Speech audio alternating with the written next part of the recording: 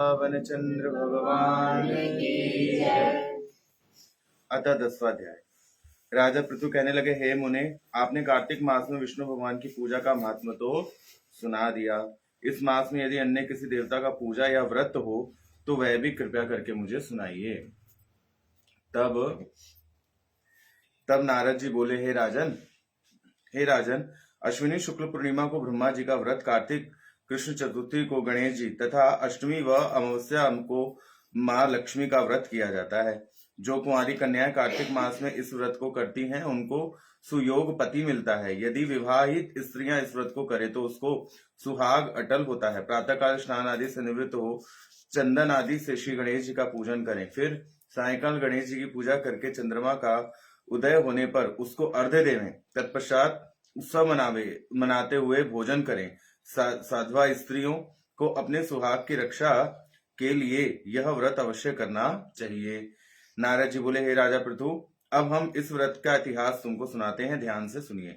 भद्रावती नगरी में सुधर्मा नाम का एक राजा था।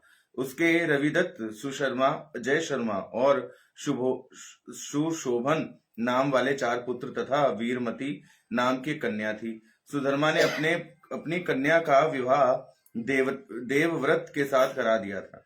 वह दोनों प्रेम पूर्वक रहने लगे। एक दिन अचानक घर पर सर्प द्वारा काटे जाने से देवव्रत की मृत्यु हो गई। यह देख वीरमती जोर जोर से रोने एवं चिल्लाने लगी। आवाज सुनकर के उसके माता पिता, चारों भाई तथा पुरवासी भी वहां पर आ गए। देवव्रत को मरा हुआ देख समस्त नगर दुखी सागर में डूब गया। उसी समय दुखों को दूर करने वाले पुलस्त्य मुनि वहां पर आ पहुंचे। राजा ने हाथ जोड़ करके विनय पूर्वक पूछने पर, महात्मा ने किस पाप कर्म के कारण मेरी यह कन्या विधवा हुई है? तब पुलस्त्य मुनि ने कहा, हे राजन, कार्तिक मास में गणेश चतुर्थी का व्रत न करने के कारण ही यह कन्या विधवा हुई है। फिर पुलस्त्य जी कहने लगे कि एक समय दैत्य के नाश का उपाय खोजने के लिए ब्रह्मा, विष्णु, महेश तथा इंद्रादि सब देवता एकत्रित हुए। उस समय ब्रह्मा जी ने कहा कि गणेश चतुर्थी का व्रत संपूर्ण दैत्य विनाश करने वाला है। तब सब देवताओं की ने कार्तिक मास कृष्ण चतुर्थी का व्रत, जिससे दैत्य पर विजय प्राप्त हो सके। विजय होने के बाद समस्त देवताओं ने गणेश जी से कहा कि यह वर मांगो। तब गणेश जी ने कहा कि जो स्त्रियां कार्तिक कृष्ण चतुर्थी का व्रत करेंगी उनके पति चिरजीवी तथा जो नहीं करेंगी वह विधवा हो जाएंगी। अतएव समस्त स्त्रियों को यह व्रत अवश्य करना चाहिए। पुलस्त्य मुनि बोले, हे राजन, तुम्हारी कन्या ने इस व्रत को नहीं किया था, इसी कारण से वह विधवा हुई है। यदि अब भी यह इस व्रत को करे तो उसका मृत पति जीवित हो जाएगा। इतना कहकर पुलस्त्य मुनि वहां से चले गए। तब राजा ने अपने जामाता का शरीर तेल में सुरक्षित रखवा दिया।